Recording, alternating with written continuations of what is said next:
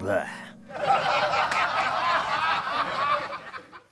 Another revisit of another sequel. We got The Return of Swamp Thing from 1989, directed by Jim Wynorski, who also directed Chopping Mall. We were just talking about Chopping Mall. I gave it 3.5 stars and a heart because, man, I grew up on Swamp Thing. I love Swamp Thing. It's funny.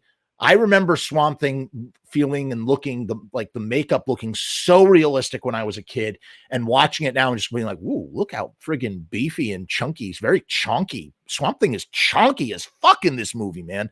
Heather Locklear is gorgeous. She's so charming as the female protagonist. She's just got such a, she really glides in this movie. Talk about, I actually think Bud 2 or Chud 2 and The Return of Swamp Thing would make a really great back-to-back double feature. The Swamp Thing returns to battle the evil Dr. Arcane, who has a new science lab full of creatures transformed by genetic mutation, and chooses Heather Locklear as his new object of affection. So Heather Locklear plays the stepdaughter of Dr. Arcane, and who's played by Luis Jourdan, who I believe he's in the first Swamp Thing movie as well, directed by Wes Craven. I've always preferred The Return of Swamp Thing to Wes Craven's Swamp Thing. I just think it's a better movie. I know people like that first Swamp Thing. I just don't like the Swamp Thing makeup. The Swamp Thing makeup in Return of Swamp Thing closely resembles how he looked in the TV show, right? And it's funny that you watch the lovemaking scene in this movie, and when I watched it when I was a kid, I was just like, oh, so he fornicates by just biting this weird plant. But it didn't occur to me watching this as a kid. I hadn't seen this since I was a kid. It didn't occur to me that they were hallucinating, because Swamp Thing doesn't have a wang, and the only way that they could bone is if they have to basically have a shared hallucination meditation in order to bone, and that's how it works. So basically they both bite this plant, and then they can do it. You got some great monsters. I love the little kids. They're kind of like Rosencrantz and Gilderstein of Swamp Thing. They're like these fun, or like the R2D2 C3PO of the situation, and I love them. They're trying to get a picture of Swamp Thing. They're so cute. The weird, I don't even know what you would call it, the monster, uncategorizable monster at the beginning is so grotesque and really effective and holds up. You just have some guys in the woods with Uzis hunting for Swamp Thing. Like, that is like all classic Swamp Thing. Yeah, and you also have what's her face, Sarah Douglas is in this. She plays the evil doctor in Return of the Living Dead Part 3. So there's another Return of the Living Dead Part 3 connection that we were just talking about in the Chud 2 thing. Yeah, she plays like an evil doctor that turns good. You got a lot of basic 80s archetypes in this, guys riding around in Jeeps with Uzis, throwing grenades. Swamp Thing gets blown up, and then he kind of reconstitutes in a sewer pipe, and then basically infiltrates the Arcane laboratory house, plantation, mansion, whatever, through the bathtub. It's really great. Far superior to him regrowing his arm in Wes Craven's film, sorry to say. Yeah, even though he looks chunky, the Swamp Thing's makeup still looks great. I remember seeing a making of featurette when I was younger that it took hours and hours and hours to apply the Swamp Thing makeup. I don't know why we haven't gotten more Swamp Thing movies. If Swamp Thing wasn't a DC property, you would almost imagine it could work as like a neo-universal horror film, and maybe it kind of does a little bit.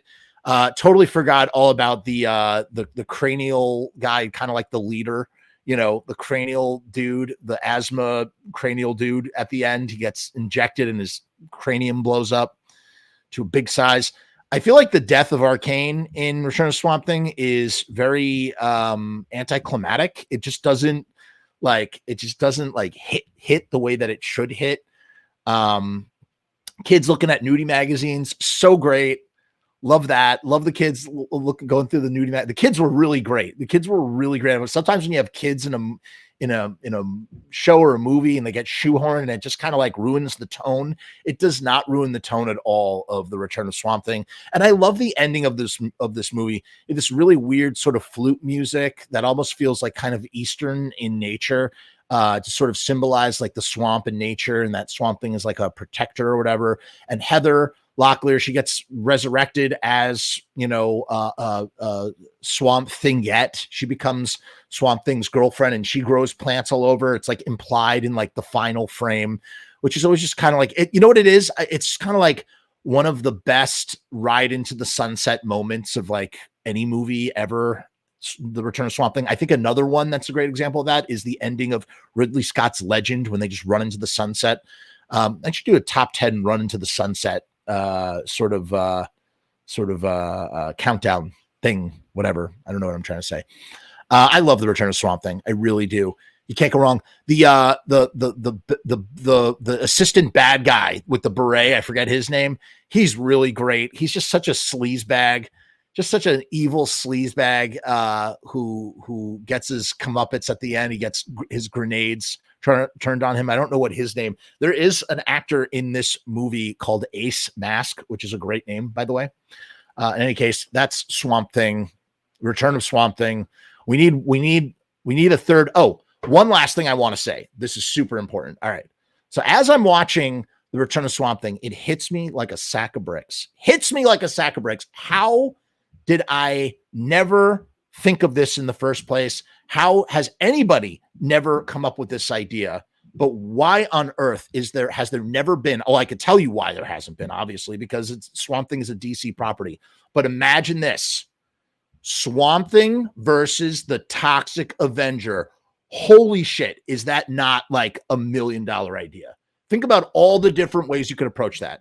They start off as adversaries because Swamp Thing thinks that the Toxic Avenger is a bad guy because he's a result of toxic waste, even though he fights toxic waste or whatever. He fights Apocalypse Inc., right?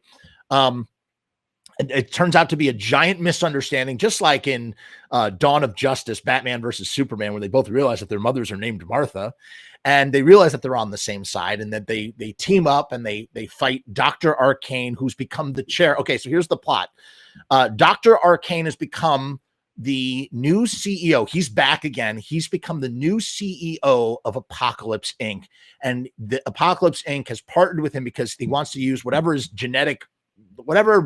Arcane is trying to do in the swamp in the first place, making genetic mutations. They want that technology and Arcane wants their resources. So they team up. Apocalypse Inc. sets up shop down in the Louisiana swamp where Swamp Thing is. And that's what brings Toxie outside of New Jersey, because he's like, I have to stop Apocalypse Inc. from polluting this area, right? And then he encounters Swamp Thing and they have a big, they're both green. They're both like, hideously deformed monsters of superhuman strength and size and proportions. And then, like I said, they realize that they're on the same side and they go and they go out and they seek out and they try and take down Arcane and Apocalypse Inc.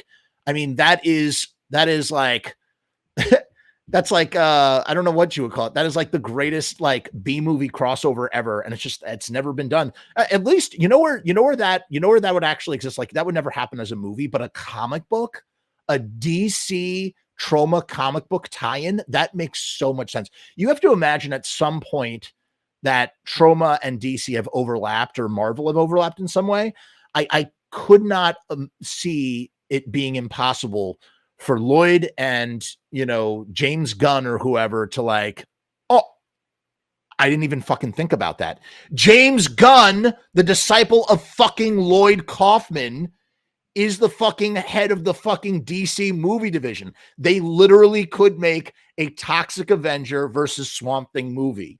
James Gunn is the man on the inside. James Gunn could literally go to Lloyd Kaufman and be like, hey, we want Toxie. We're going to do Swamp Thing versus the Toxic Avenger.